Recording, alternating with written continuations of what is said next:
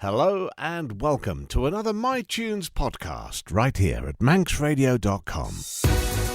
Mark Tiley, the nation's station, Manx Radio. On MiTunes this week, I've got a musician, a pizza maker, a commissioner, a photographer and a journalist. And it's only one bloke. It's Mike Wade. Welcome to MiTunes, Mike. Hello there, how you doing? Very good. Nice to have you here. Well, I mean, we'll get on to all of those things in various amounts, but it's quite a portfolio when you add it all up. Born in, Isle of Man, in the old Jane, I think, in Douglas. Yeah. Back in the day. Not that long ago compared to me. Anyway. Long enough. But off you went to QE2. And it wasn't long before you started rocking and rolling in bands. Yes, absolutely. And it's sort of been there ever since, hasn't it? Music's always been there ever since, yeah. It's always been the big constant of my life, really, sort of thing. And I can't remember a time when I wasn't obsessed by music, really. And was it pretty much a rocker's beginning for you? Didn't have much choice. It was what my brothers were really into, and you're kind of surrounded by it. And me and my friends used to go around and nick some of my brothers' like 7-inch records. You had like Ace of Spades and Saxon records and stuff like this, and like late 70s, early 80s kind of business. And we just listened to his records. And eventually I found this Iron Maiden double album that he had that I just had to listen to. And from about 9 years old, he listened to like Iron Maiden and stuff like that. They're quite amazing band, Iron Maiden. I mean, they have gained such respect and influence right around the world, and for so long. We'll come on to them because I know we got an Iron Maiden track for day one. But talk us through some of these early bands. What were you playing? Well, I mean, I started playing guitar after. I mean, it's really funny. I was told when I was 13, year 3 at high school or something, like in mucking around in a musical class, not learning anything at all. Like, I had no musical talent whatsoever. So I was like, right, I'm going to get a guitar. I'm going to learn how to play it. You know what I mean? And we did. I got this guitar for Christmas. And myself and a few friends, my great friends there, Stephen Parry, Stewie Dunn, John Sampson, Peter Callum, we all got our instruments. And we used to come around my house in my little bedroom and sit with these little terrible amps. And we taught each other how to play guitars and this sort of thing. We learned to play 2 AC/DC songs and then got really ambitious and tried to learn Metallica songs and all these different things. And these terrible guitars we just couldn't play. But we persevered and we learnt songs and we taught ourselves how to play. And I can't remember a time when I felt good before playing guitar. It's a bit of a weird thing, but I was a bit of a late starter as a kid, really, I guess. And but I never felt comfortable in myself. I never felt happy in myself until I started playing music, until I got to grips with playing music and playing guitar. And then all of a sudden, the person I am started to form around that really embryonic sort of thing of like taking some control by yourself and like developing your own personality and your own stamp on the world, if you know what I mean. That's what I really felt playing guitar. Even like 3 or 4 chords, I felt like I was making my own little corner of the world for myself, you know what I mean? I could totally and utterly identify with what you're saying, especially when you get a few mates round and you start bouncing off each other. And you just eyeball each other and play the same thing in tune. It's quite a powerful thing. It's a wonderful thing. And it never stopped. And never. And we'll talk about all the work with the Ballig since 2006-07, we think, when all that started off. But we will have some Iron Maiden, and I'd love you to talk us through your first choice. Well, this song, I love this song. It's a really obscure Iron Maiden cover that they did as a B-side, which I first heard when I was 14. Myself and Peter Callum bought these Iron Maiden records we used to listen to. And this cover's called I've Got the Fire. It's a Montrose song, which Paul Di'Anno first covered in about 1980. It's a B-side for one of the singles. And it's the first song we ever played live as a band. And I can still remember sitting there at the QE2 school disco when we were 16 and walked out on stage, plugged my guitars in, and it's an amazing riff. It's a really pounding, heavy rock and roll song, this. It's absolutely brilliant. It gets you in the back of the knees every time. Great chorus to sort of punch your fist in the air to kind of thing. And I stood on stage next to Steve and then Peter playing drums behind us, and we played to this disco. We emptied the room in a heartbeat. Oh, no, it didn't, did it? Of course we did. We were terrible. Oh. But playing that riff was absolutely amazing, you know, and I still remember playing it now. Well, I hadn't heard the song for years, and I put it on not so long ago, and I just remember the feeling of it. Don't go leaving the wireless. He's at it again. Actually, it's Iron Maiden doing it. It's the Montrose cover. I've Got the Fire.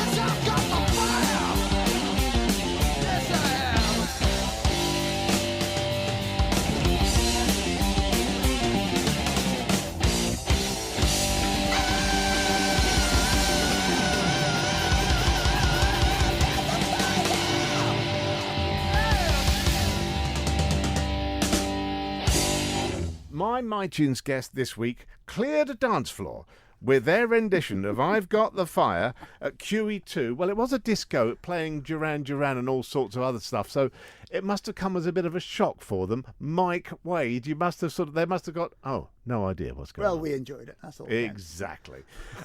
Loads to talk about this week, and it's great to have you in. I want to talk about your development as a photographer, a very fine photographer.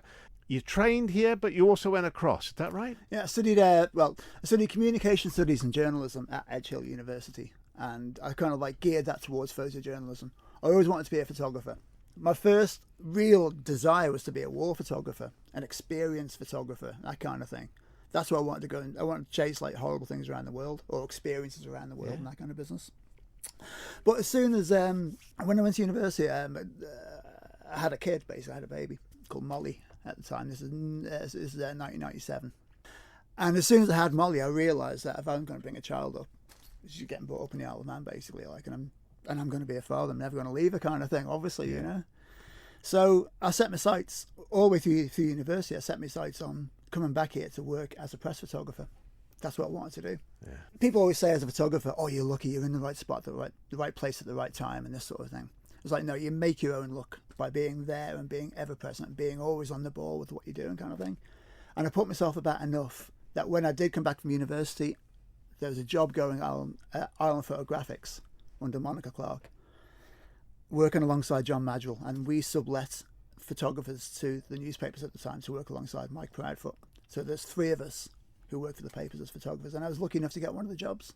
Now that place at the right time Island photographers, they folded, we think about 2003, and that's when you went full time to the papers. Right, I think a lot of people also don't realise that being patient and an awful lot of time waiting for things to happen is very much part of a journalist and a photographer's life. Absolutely, yeah. You've got to be.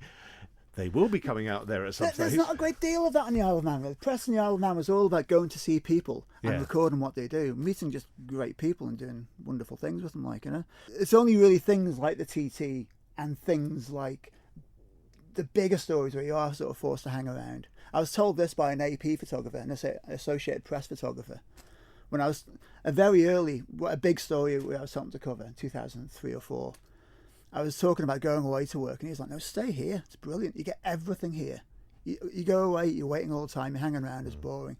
Stay in the Isle of Man." And I realised that you're face-to-face with people all the time. Most of the photographs you're doing, and this struck me early on, they're all positive, they're all good things. You're going to see people and talking about great things they've done and photographing them for what they've done and putting them on their pedestal. You know what I mean? It's a great perspective to have as well. It's a great that is your everyday. With this next song, I want you to tell us a bit about it, because there's a story with this Nick Cave song, isn't there? I've got 3 daughters, Molly, Mary and Brescia. And I've got songs connected with all these kids. One's not a kid, one's a big curly thing. She's about 25 now, you know what I mean? But I've got songs I could sort of link into all my little girls. And they're all fabulous. And they all mean something very, very special. But this one in particular makes me so happy, this song. It's incredible.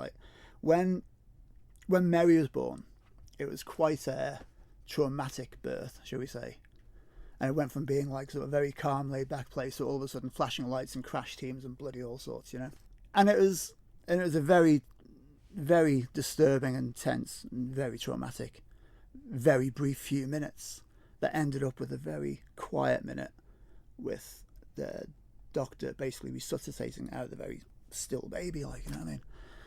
And after a very quiet minute, gently coaxing this little baby, she finally burst into life, and there she was, And I had 5 hours of basically staring at the pair of them, Josie, my wife, and Mary, this little girl. And, I had to stare at them constantly to make sure they weren't, they were still with us, they were still alive. And eventually Josie said, "I've got to go to sleep and you're staring at me, go home," kind of thing, you know what I mean? So I got in my car about 3:30 in the morning, shaking away, absolutely stunned. And it's 2009. We had an iPod Shuffle and plugged it in the car. I thought, it has a no-fit state to drive, but I drove off home anyway. And I turned the iPod Shuffle on, and this song came on. And it was the most perfect song to come on. It's this really anthemic, beautiful Nick Cave song. Really strident, powerful, beautiful soul rock song with this amazing chorus. And I found myself windows down, driving way too quick. out of Crosby with the windows down, shouting the chorus out, tears rolling down my face, like, you know what I mean? Exactly what I needed to hear that night. And every time I hear the song now, it makes you feel wonderful to be alive and to have my girls around me. Let's play it. Nick Cave, There She Goes.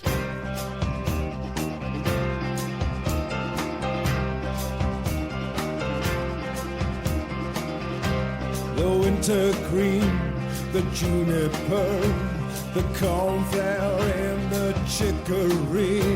Well, all of the words you said to me are still vibrating in my ear. The elmy ash and the linden tree, the dark and deep enchanted sea, the trembling moon and the stars unfurled. Oh, there she goes, my beautiful world. There she goes, my beautiful world. There she goes, my beautiful world. There she goes, my beautiful world. There she goes again.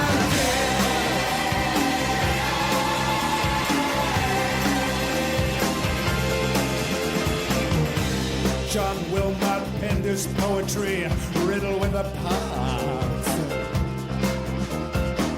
And Nabokov wrote on index cards a lectern in his socks. St. John of the Cross, he did his best stuff in prison in a box.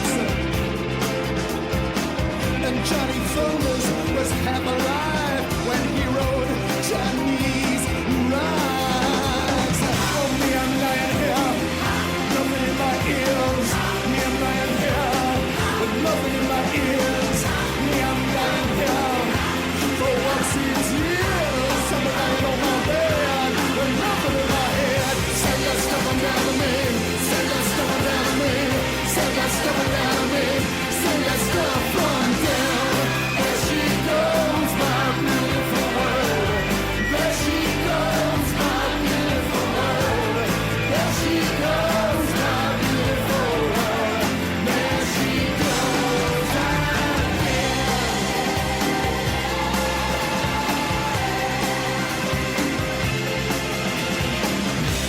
Oh, Karl Marx squeezed his carbuncles while riding Das Kapital. And Gauguin, he bugged off, man, and he went all tropical. And Philip Larkin, he stuck it out in a library in Hull. And Dylan Thomas, he died drunk in St. Vincent's Hospital. Oh, lie at your feet, I'll kneel at your door, I'll rock you to sleep, I'll roll on the floor. Well, I will ask for nothing, nothing in this life, but I will ask for nothing, give me everlasting life. Just wanna move the world, I just wanna move the world, I just wanna rule the world, I just want to move. There she goes, my beautiful world. There she goes, my beautiful world. There she goes, my beautiful world. There she goes again. All right.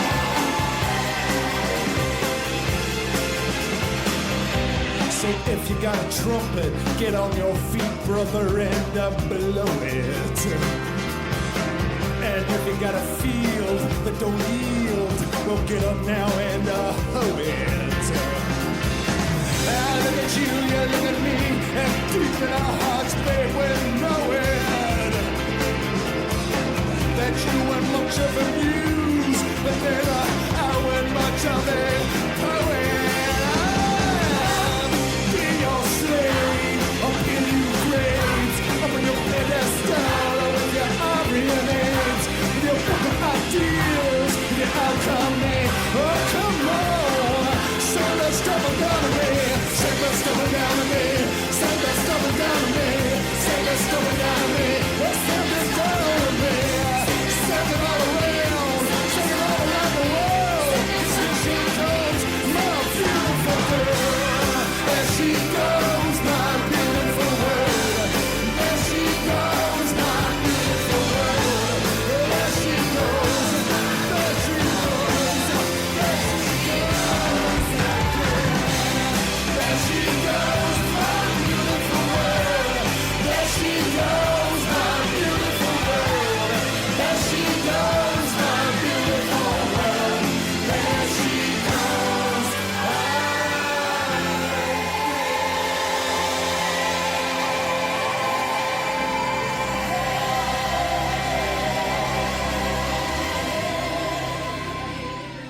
My MiTunes guest this week is Mike Wade, who up until a few weeks ago was responsible for really compiling the definitive guide to what musicians are playing where, the gig guide for the Isle of Man, and loads more.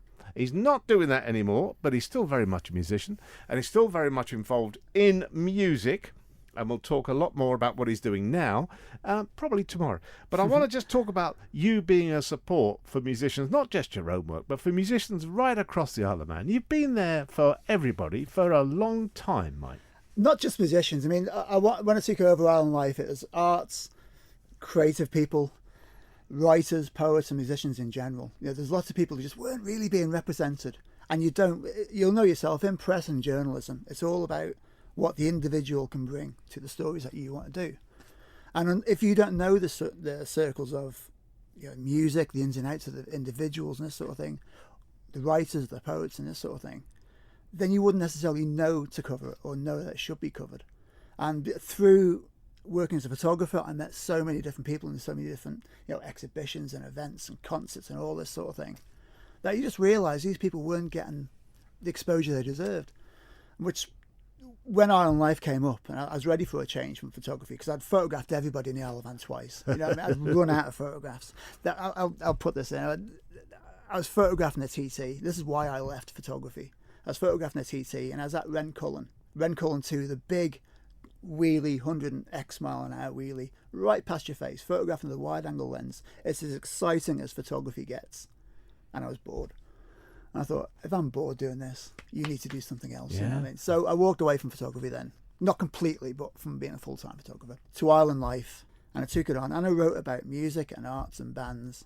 And because I also know musicians, I'm myself, I'm terrible at talking about myself. A lot of writers and poets and artists are terrible about talking about themselves, and that's why people like us come in. We have to talk about them for them, if you know what I mean? Yeah. So I wanted to give them as much space as possible. If someone's done anything they're proud of individually, then they deserve to have it written about and published. And there's been a running theme in this MiTunes since we started it. When I'm talking to artists or people involved in any form of the arts, we often say, or they say to me, or I say to them, I think the Isle of Man punches way above its weight in almost every artistic genre. Absolutely, yeah. For a size we are. Fabulous talents on the Isle of Man. And talent where you don't really expect it either. One of my favourite bands in the Isle of Man is a band called Man in the Woods. They're brilliant. A really, really heavy band. There's nowhere really for them to play over here, so you don't get to see them, Yeah. And there's a lot of bands like that who get their stuff together and then take themselves across to play because there's simply no venues really here to play or no much of an audience here for them. And that's a shame. So I think the Isle of Man misses out on what it has an awful lot, by going for the common denominator quite a bit. But there's a phenomenal amount of talent over here. Phenomenal. Certainly. Let's talk tomorrow about the Baleeks. Yes. and a pizza oven as well. But today I want you to take us into this track, a drunkard's waltz. Yes. Well, this leads on to the pizza oven, really. This song's for my wife. I love her dearly, Josie. She's amazing. She's such an intelligent woman, highly educated, and we just love to experience life kind of thing, you know what I mean? And we took on this pizza oven purely because we wanted to do something for a laugh together, and we did. We just generated this pizza oven to take to events, to do things, to give ourselves something to do other than our jobs, And I love the fact we just kind of just did it and threw ourselves into it and taught ourselves how to do it, and then really enjoyed doing it. She always amazes me by her work ethic and her creativity and her sense of humour and all sorts. She's amazing, she is. And we're a great couple together, we're a great team together, and we're great friends. I can't imagine a better friend than her at all, you know what I mean? This song's for her. I always play it, when I play little solo things, I always play this song. And 2005, when we first really met, we went away to a festival in Devon, this Beautiful Days Festival, and this chap Rev Hammer was playing. And I've always liked Rev Hammer's stuff. He's a real rootsy folk musician. With his songs got dirt under the fingernails kind of thing. And the songs are just really to the heart, without any flounciness to them at all. They're just directly to the heart, and they're great. And I said, come and see this. And we were, a few siders too many. We ended up waltzing around this field while this song played to Rev Hammer, and it was just great. And every time we hear the song now, it's like, yeah, it's our song kind of thing. Perfect. Let's have it right now. Rev Hammer, The Drunkard's Waltz.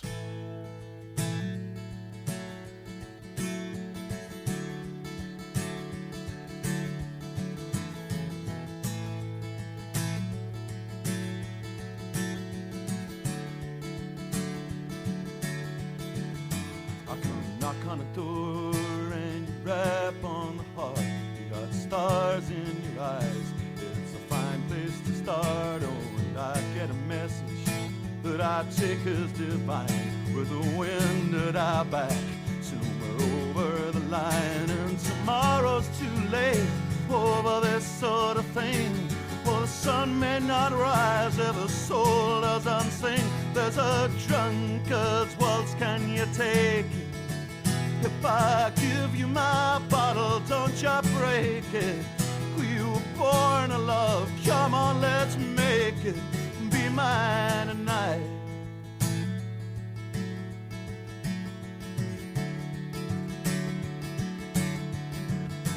There's a church on the hill where the desperate ones go. They leave their bodies and their blood in the snow. And there's a longing in you that I've noticed in me. Oh, lashed as a dog and so splendid left free. There's a taste in my mouth of a love unrefined, though it's scorched in the clay at the beginning of time. There's a drunkard's waltz, can you take it? If I give you my bottle, don't you break it. We were born to love, come on, let's make it. Be mine tonight.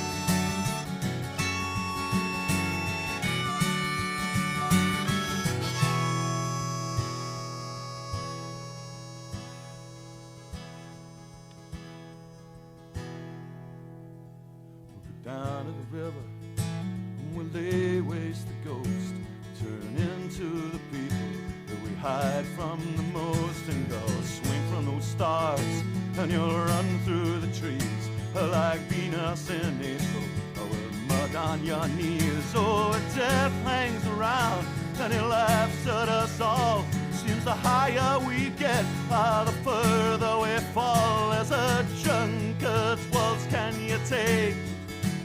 If I give you my bottle, don't you break it. We were born to love, come on, let's make it. What is a drunkard's waltz, can you take it? And if I give you my bottle, don't you break it. We were born to love, come on, let's make it. This week on MiTunes, my guest is Mike Waite. He's taken photographs of virtually everybody, anything that moves, really, across the Isle of Man, and he's written about the arts for many years. He's now running a fine establishment, the Black Dog Oven, and there's other things to come as well, I'm sure. But I want to talk about the band, the Balligs. Not many bands, certainly here on the Isle of Man, have stood the test of time the way the one you're in has. No, you just don't. Because when you enjoy it, you don't want to give it up. We can't find a reason to jack it in. That's the essentialness of it. We've stopped it a couple of times. We just keep coming back to it. Two reasons. Partly because two of my very best pens playing it with me. Lee, Cragen's bass player, who I've known for years. And I can't imagine anybody else I want to play in a band with than Lee, really. And Ian Allen, who's just a cracking fella and a brilliant musical mind, and somebody I love sitting down playing with, we have this band together, and I was having a bit of a kind of a crisis in what you're listening to, if you know what I mean, music wise. I was starting to get a bit bored in what I was listening to, and nothing's really speaking to me, kind of thing. And somebody played me a Levelers song. This is like 1995-ish kind of thing, I suppose, 5-ish forward. I was aware of the Levelers, but I never really quite got into them. And there's a couple of songs that just struck me once as being exactly what I wanted to listen to. One of them, the song I've chosen at the end of this is one of them. And it was everything I wanted in music, like really raw and honest and really powerful. I've always said, get you in the back of the knees, makes you do that. Yeah. And makes you want to dance no matter where you are, makes you want to get up and move where you are, and you want to play it as well. And it was music that was here. It wasn't from the Mid-Atlantic. It wasn't from some kind of radio station somewhere. It was really music off the earth kind of thing. It was like 3-chord punk, folk roots, fiddle music, perfect. I couldn't believe when I really got into it and heard it. I was like, that's exactly what I want to, and that's what I want to play as well. And when I came back to the Isle of Man, I was thinking about getting a couple of bands. Now, this is coming back after uni, yeah? After university, yeah. Okay. Thinking about getting a band together. I'd got a couple of things and nothing really kind of fit. And I was sat in one of the sessions at the White House once. And the folk sessions, which don't happen anymore, which is a crying shame. But I was listening to all these like Manx traditional folk tunes thinking, my God, you could do that with this, couldn't you? And it's just like, I've never thought about doing it with Manx tunes. So me and Lee spoke. So he was going to dust his bass off, I'll dust my guitars off. And we just put a couple of songs together based around Manx folk tunes with punk songs behind them. And there's this big sense that we're still the only band really doing it. And we haven't even scratched the surface of what we can do, you know what I mean? You know, we're not full-time musicians, we just kind of sit and write for a bit of a laugh. Me and Ian write a lot of songs together, we got a lot of ideas. But every time we have an idea, we realise there's more to do. And it's hard to walk away from that, you know what I mean? Well, and when we play gigs as well, when we get people bouncing like the way we can do, it's hard not to do it again and again. Well, here's to it carrying on for many more years. You've been doing it, I'm trying to work it out, about 15 years at least. So there's many more to come. And the music plays a part in the old Black Dog Pizza oven, doesn't it? The Black Dog oven. Absolutely. It's a huge focus down there. Yeah, the Black Dog oven's a funny thing because we don't know what we're doing with it. Do you know what I mean? We've never known what we're doing with the Black Dog oven. We just want to do it. And it sounds stupid, but after the whole COVID thing, you sit back and look at your life and think, well, we're going to go back to doing things the way we did do it, or should we just have a bit of a laugh with things that we're doing now? We took up ourselves and our friends, the Forager Vintners. We took this this yard on for a bit of a pop up, just for something to do, just for a bit of a giggle, and it worked really well. And we thought, you know what? And then we get an idea that just won't leave you alone. And it's like, well, why not? Let's give it a go. So we ploughed any money we could scrape into it. We built it out of scrap. We took this yard on. We've built this place, and we're still inventing it as we're going along. And as we were doing it, I was like, there's no way I could do something and not have a band playing somewhere. You know? Yeah. It's a largely open air. It's kind of like 2/3 open air, 1/3 indoors. And the music, when the music happens, kind of happens outdoors. Unless it's absolutely hoofing down, we take it indoors. So we can't have drums and that kind of thing, just to be sensible for the neighbours and to be sensitive for the area. But we have acoustic roots, folk, you know, laid back jazz and this sort of thing. Lovely guitar stuff going on, singer-songwriters coming down playing. And it just makes, on the right night, which you get a lot of at the moment, it just makes a wonderful, wonderful atmosphere, you know? Well done. It's another venue, and it's a great to have any additional venues here on the Isle of Man. Congratulations. Thank you very much. May it go from strength to strength. Thank you. And the Levelers, I tell you, I'm so glad. I don't think anyone's ever chosen the Levelers. I love them. Which track are we going to finish off the week with? I was going to have One Way of Life, which is a bit cheesy, but I thought, you know what, Mike, it is super cheesy. So I've gone with the song that really got me in the back of the knees first time I heard them, The River Flow. We play it with the band. We still finish gigs with it. It's one of my favourite songs of all time to play, to sing, to listen to, and to dance to. Well, we'll play it right now. But first of all, thank you, Mike, for coming in. Pleasure. Thank you very much indeed.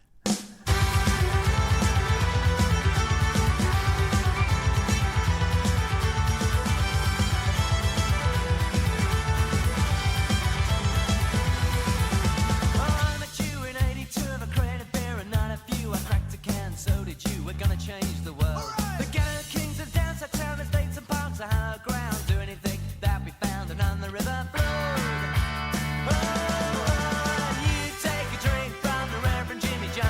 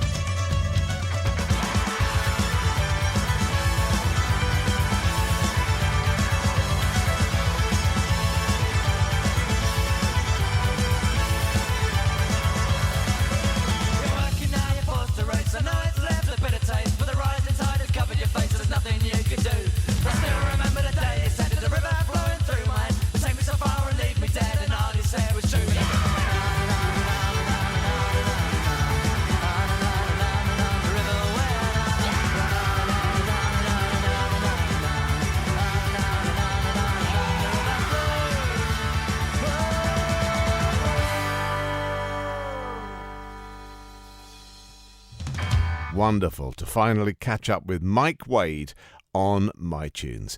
I'm Mark Tiley. Please be sure to join me for the morning show whenever you can, 9:30 to 12, Monday to Friday, right here on Manx Radio.